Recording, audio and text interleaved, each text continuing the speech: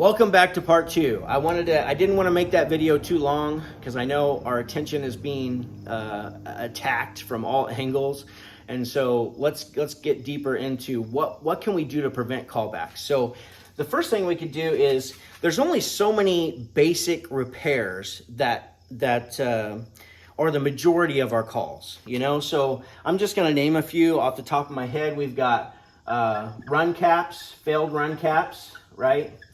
We've got fuses, blown fuses.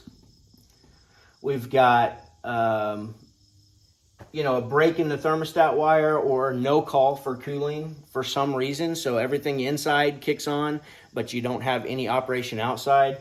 So I'm going to say like no power for some reason, whatever that reason is. That could be lots of things, as you know. And then I'm going to say we've got, bad fan motor. Bad fan motor, very common in the summer, especially the hottest days of the years when you find yourself replacing a bunch of fan motors, seems like. We've got dirty coils, of course. So coils, I'll just write coils here. We can get rid of this.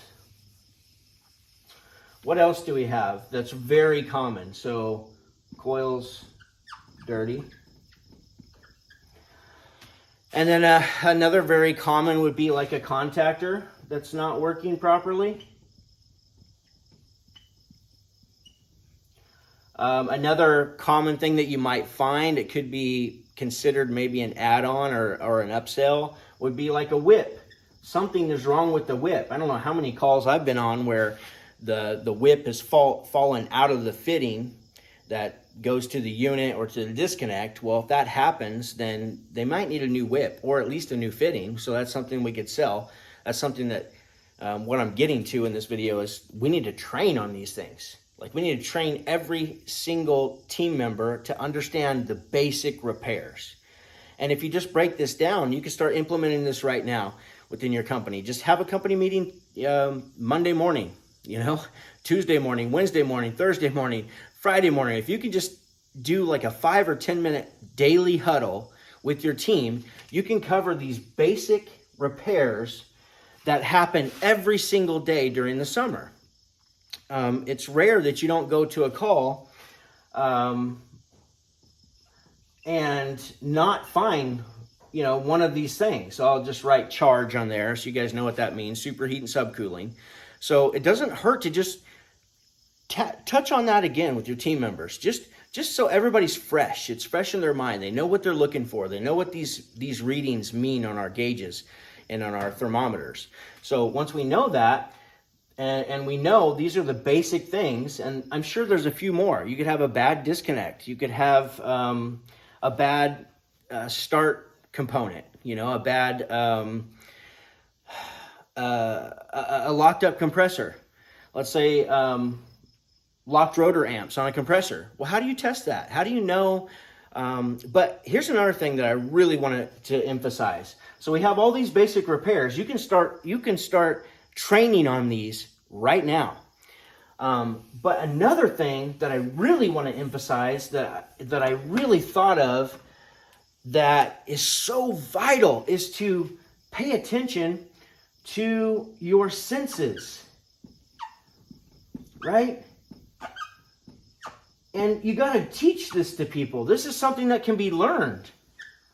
This is something that can be learned, and it's so important because every time I walk up to a unit, first thing I'm doing is feeling the discharge air. I'm listening. First thing I'm doing is listening. I know what a compressor sounds like. I know the difference between just the fan motor running or the compressor and the fan motor running. So start noticing those subtle nuances, those subtle differences, and teach this to your people. Like everybody who's on your team needs to understand how to use their senses. So my sense of touch, my sense of sometimes smell, if I smell something burning or burnt, of course my auditory, like I'm going to listen because listening tells you so much. What does it sound like? Does it sound normal? Does it sound off? Does it sound quiet? What's happening? It's the first thing that you guys notice when you walk up to a unit with a dead run cap. If the compressor hasn't overheated or the fan motor hasn't overheated, then it's trying to start. So you hear that, like that's the compressor trying to start, but it can't because of the failed run capacitor. Well, that's just using your senses. That tells you exactly where to go instantly. So knowing what that discharge air should feel like off the top of the condenser, if it's spitting it all out the sides, but it's not throwing it more or less straight up, then I can tell you that the condenser is dirty, or it's got a bad, like the fan is not positioned properly, so it's not actually sucking the air properly or as efficiently as it should through the condenser coil. Just using my senses, you can determine so much, and this is something that we don't talk about in our industry much, but I wanted to just talk to you about this because you should be talking to your team about using your senses, because it's so easy to do, and it's so easy to start relying a lot more on your senses when you walk up to a unit. Of course, something to save your team a bunch of time is if they walk up to a unit at any time and that compressor isn't running, they've got to kill the power quickly, because that may save you from overheating that compressor and an internal overload tripping. Well, you know what happens when that happens? Well, now you got to, if you have time, you're going to get out the hose and try to cool the outer shell of that compressor down in hopes that internal overload will reset. And so you're just wasting a bunch of time. So if you can catch that from happening or keep it from happening, then you can, diagnose the unit faster, get it up and running faster, and not have to go through this whole cooling process. Sometimes that's inevitable and you can't stop that from happening, but sometimes you can.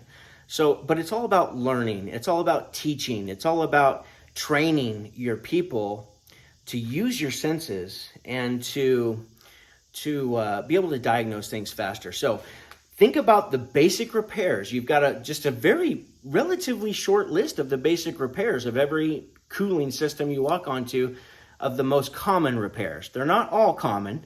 We know that. Every single call we go to is not a common repair, but a lot of them are. So if we can focus on those, get that 80% right, then the 20% that does slow us down a little bit because it takes longer to diagnose isn't such a big deal, because we were able to diagnose things faster on the 80% of calls that were all common. So I hope this helps. I hope you'll take this advice to start implementing this immediately next week with your team. Train all those basics things, and don't forget about them using their senses. So love you guys. Go make money. Boom.